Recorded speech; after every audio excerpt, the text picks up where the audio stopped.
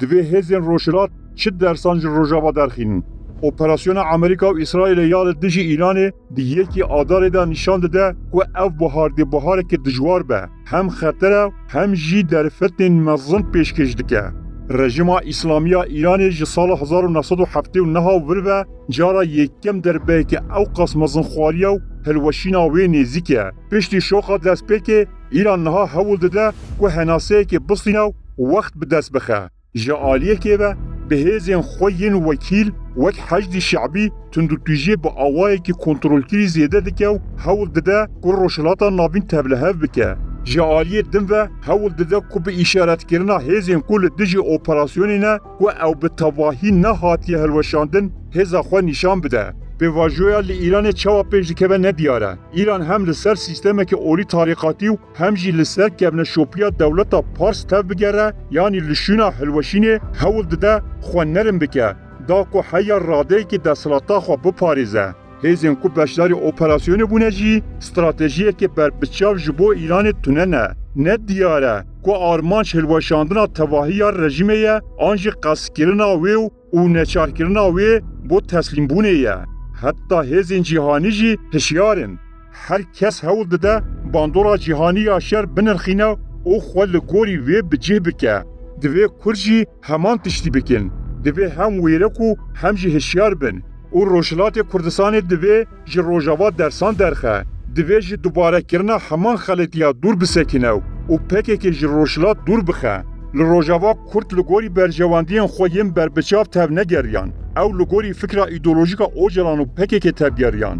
Li Rojava Kurdan bi armanca demokratîkirina tevahiya Sûriyê heta tevahiya Rojhilata navîn û Riya Siyemîn rêbaza xwe wenda kir. Nêzîkî 15,000 ciwanên Kurd li derveyê herêmên Kurd û ji bo armancên nekurd hatin kuştin. Gel 13 salan wêraniyeke mezin kişand. Bi axaftina berdewam a li ser Sûriyeyeke demokratîk di dawiyê de bi awayekî tevlihev tev li Sûriyê bûn. Rojhilat nikare vê yekî bike. Divê Rojhilat planên pergala siyasiya cîhanê ji bo rejima Îranê bişopîne û divê nêrînên li ser rejimê bi zelalî werin diyarî kirin. Divê bi hêzên xwe bajarên Kurdan wextekî rast û deqîq rizgar bike. Ne direng bimîne û ne jî zû pêşrevî bike. Divê armancên zelal daxwaz bike û xwe rêveberiya Kurdan mîsoger bike. Guh ne de ku te gotkên Rêya Siyemîn. Îrana demokratîk û her wiha. Ev yek dê bi Rojhilatê bide windakirin.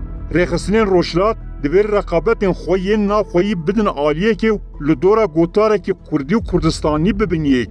Divê bi taybetî li dijî pejaqê hişyar bin. PKK dixwaze bi vî navî bikeve Rojhilat. Pejaqê wekî hespê Troya bikar bîne. Piştî ku li Bakur winda kir, li başûr hemû sengerên xwe radestî Tirkiyeyê kir û Rojava bi navê entegrasyonê ji nav bir vêja PKK dixwaze hebûna xwe li Rojhilat dirêj bike. Ketina PKK ya Rojhilat bi navê pejaqê tê wateya destwardana Ocalan û bêguman ji aliyê Tirkiyê ve di karûbarên Kurdên Rojhilat de. Ji xwe partiyên dem û hevserokên wê Tulay Hatîmoğullarî bi gotinên li ser Îrana demokratîk û her wiha armancên Kurdan şolî dikin. Rojhilat divê PKK asteng bike da ku pêşeroja xwe ya azad mîsoger bike. Hêzên Rojhilat bi helwesteke Kurdî divê pêşî di navbera xwe da û dû re jî bi hêzên bi bandor re li ser bingeha daxwazên serweriya Kurdan hevpeymaniyan çêbikin. Serkeftina Rojhilatê Kurdistanê tê wateya têkşûna sîstema kolonyal a 100 salî li ser Kurdan hatî sepandin. Roj li Rojhilat hiltê.